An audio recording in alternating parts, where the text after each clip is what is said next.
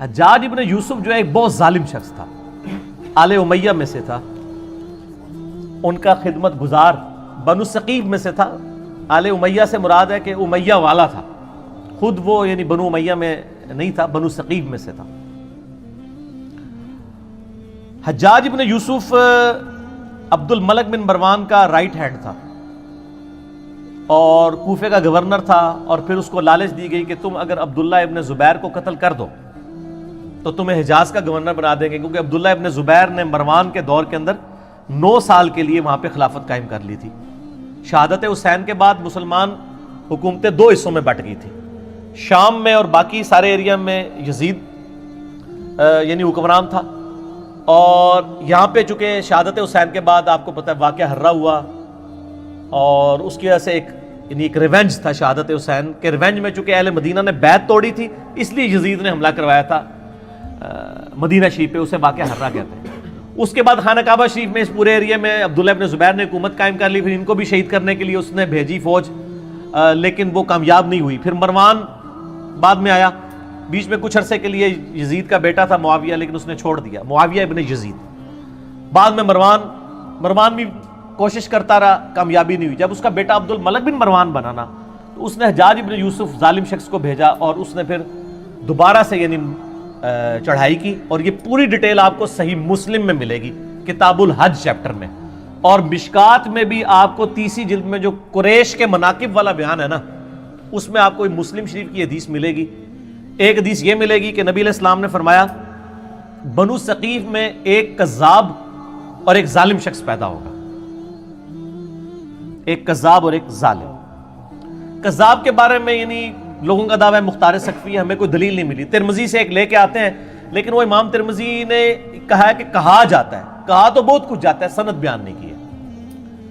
بہرحال اسما بنت ابی بکر سیدہ عائشہ کی جو بڑی بہن تھی، انہوں نے کہا کہ یہ جو بنو ثقیف کا ظالم ہے وہ حجاج ابن یوسف ہے، یہ صحیح مسلم میں، اور پوری حدیث مسلم شریف میں مشکات میں 30 جلد میں آپ کو ملے گی پوری ڈیٹیل حدیث کہ عبداللہ ابن زبیر کو اس نے شہید کروا دیا، اور مکے کے دروازے پہ اس نے ان کی لاش ٹانگ دی عبرت کے لیے، نعوذ باللہ، صحابی رسول کی، عام صحابی نہیں، صحابی رسول کا بیٹا، عشرہ مبشرہ حضرت زبیر کا بیٹا، حضرت عائشہ کا بھانجا اور سیدہ اسما کا بیٹا۔ اور یہ وہ شخص ہے، بخاری شریف میں آتا ہے کہ جی کفار مکہ کہتے تھے کہ ہم نے بندھن کر دی ہے، مسلمانوں کی اولاد نہیں ہوگی۔ پہلا بچہ جو پیدا ہوا وہ عبداللہ ابن زبیر تھے۔ نبی علیہ السلام نے اپنے مبارک ہاتھوں سے ان کو گھٹی دی تھی کھجور کی، یہ گھٹی دینا بھی سنت ہے، صحیح بخاری میں آتا ہے، یہ عام بندہ نہیں ہے۔ ان کی لاش ٹانگ دی، عبداللہ ابن عمر وہاں سے گزرے اور کہا کہ اے ابو خبیب تم پر سلام ہو، یہ ان کی کنیت تھی، اور ان پر سلامتی بھیجی اور کہا کہ یہ جو آل امیہ کے لوگ ہیں تمہارے بارے میں جھوٹ بولتے ہیں، تم ایسے نہیں تھے، تم بہت عبادت گزار تھے، تم بہت نیکوکار تھے، اور میں تمہیں منع کرتا تھا، یعنی وہ عبداللہ ابن زبیر کو منع کرتے تھے کہ آپ حکومتی معاملات میں نہ پڑیں، ذرا ان کی پیسو نیچر تھی، ان کی ایکٹیو نیچر تھی۔ تو بہرحال یہ وہ پڑھ کے چلے گئے وہاں سے۔ تو بعد میں حجاج بن یوسف کو کسی نے بتایا کہ عبداللہ بن عمر نے تو بڑے تعریفی کلمات، یہ لادہ بات ہے، حجاج بن یوسف نے بعد میں عبداللہ بن عمر کو بھی قتل کروا دیا۔ آل امیہ نے کسی کو نہیں چھوڑا، جو ان کے حق میں بھی تھے ان کو بھی شہید کروایا، یہ بھی صحیح بخاری میں آتا ہے حج والے چیپٹر میں کہ حجاج بن یوسف تیمارداری کے لیے آیا عبداللہ بن عمر کی، کہا کہ مجھے پتہ چل دینا آپ کو کس نے مروایا ہے، یعنی وہ زہر آلود نیزہ مار دیا گیا تھا حج کے دوران، کیونکہ امیر حج یہ ہوتے تھے، تو گورنر وہ تھا، وہ کہتا تھا منو امیر حج کیوں نہیں بنا دے، ٹھیک ہے، تو عبداللہ بن عمر کیوں امیر حج ہوتے ہیں؟ تو عبداللہ بن عمر نے فرمایا میرا قاتل وہ ہے جس نے احرام کی حالت میں آلات جنگ لانے کی اجازت دی ہے، یعنی تو اب ڈائریکٹ تو نہیں کہہ سکتے تھے نا، ظالم آدمی تھا، تقیۃً نہیں انہوں نے ایک بات کی، میسج کنوے کر دیا۔ تو وہ مسلم شریف کی اس حدیث میں آتا ہے کہ جب وہ عبداللہ بن عمر چلے گئے تو حجاج بن یوسف کو کسی نے بتایا، تو اس نے پھر کہا کہ ٹھیک ہے عبداللہ بن زبیر کی لاش اتار کے یہودیوں کے قبرستان میں پھینک دو۔ یہ وہ لوگ ہیں سر، یہاں لوگ آل امیہ کانفرنسز کروا رہے ہیں، یہ صحابہ کی لاشوں کو ان لوگوں نے، یہ مسلم شریف ہے سر، یہ موضوعات شریف نہیں ہے، یا یہ تاریخ شریف نہیں ہے آل امیہ اور آل عباس کی لکھوائی بھی، یہودیوں کے قبرستان میں لاش پھینک دی، اور پھر یہ کہا کہ اس کی ماں کو بالوں سے گھسیٹ کے میرے پاس لے کے آؤ، یہ مسلم شریف کے الفاظ ہیں۔ اور ماں کون ہے؟ حضرت عائشہ کی بڑی بہن اسما بنت ابی بکر.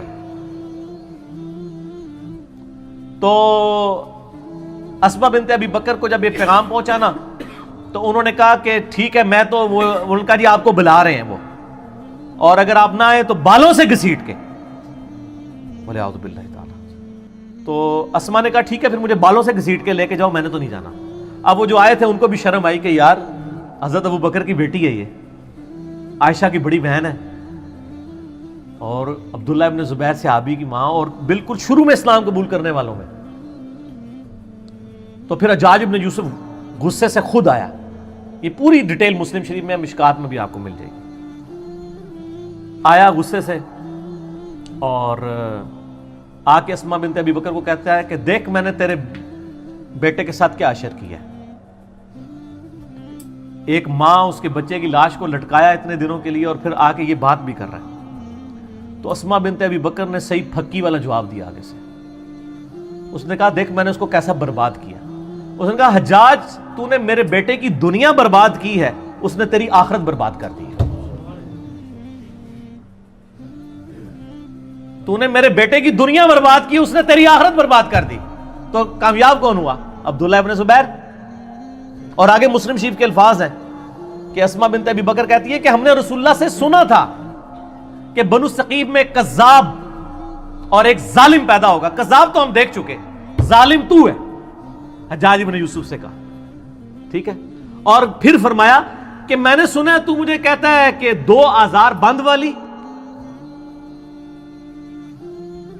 یہ سیدہ اسما کی یعنی آپ سمجھ لیں ایک خصوصیت کے طور پہ بیان کیا جاتا تھا, 2 آزار بند والی. تو اس نے کہا ہاں. تو ان کا تجھے پتا ہے یہ 2 آزار کیوں تھے؟